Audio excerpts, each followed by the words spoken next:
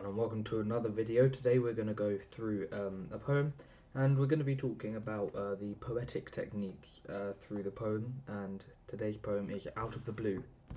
Now, Out of the Blue is it's a sort of emotional piece, but then again it is also a descriptive poem talking about the events as they happen. First we're going to speak about alliteration. Now alliteration is seen throughout this poem, like in so many different little places, and alliteration is used to draw attention to a particular sound or movement, and that is technically what he's done. Building, burning. Burning is a movement like of the fire and the sound of the flames. The twirling, turning, movement. It's very set how he's used it in the way that alliteration is described, and that is to draw attention to a particular sound. Windmilling, wheeling, that's a movement. Like, it's all used to intensify and bind words together, and just a lot of things like that. So it's all throughout the poem, and as well at the bottom there we see failing, flagging. That is again flagging. That's a movement, but failing is sort of a it's sort of, you can't really describe it, but it's, you're failing. Yeah, I'll just put an A there just because my drawings aren't that great. This one a lot of people may not notice, but pegging out washing can be is a euphemism, because a euphemism is saying something that using something else instead of saying something unpleasant, and he's saying, do you think you are watching a man shaking crumbs or pegging out washing? Which is him using that. He uses that instead of saying do you think you're watching someone waving because they're about to die? Like, he uses that he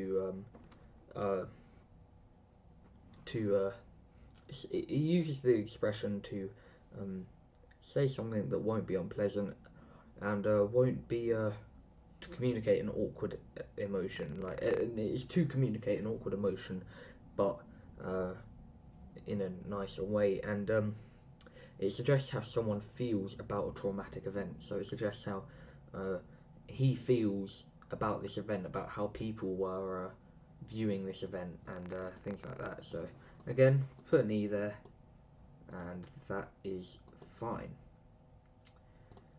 Secondly, we're going to be talking about Here in the Gills, I'm Still Breathing, and although that isn't really a technique, it's sort of a thing that it should be attempted. A gill is like a hole in the side of a fish where they breathe, and of course the Twin Towers, they had holes in them from the planes, so it could be a reference to being a fish out of water, because remember, humans are designed as ground creatures. We can't fly. It's like a achievement that we can with the planes and things like that. Like, we are fish out of water. We shouldn't be there, and that's how it's happened. Now, as you can see, what I've highlighted here, that is a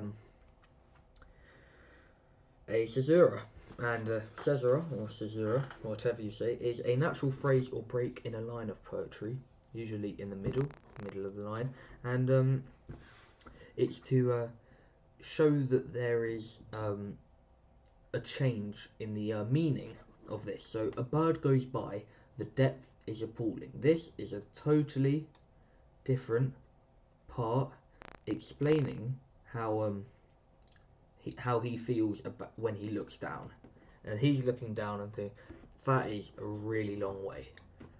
However, as soon as that full stop comes in, that caesura, that break in the line, the whole stanza changes its meaning completely, and suddenly it's how he's talking about it's appalling that others like him should be falling, spiraling, and it's going from his view, looking at how a bird goes by and the depth is appalling, to how others are feeling and how he's feeling about others, and it's a huge change in the poem. It's very if you can point that out, that is very good.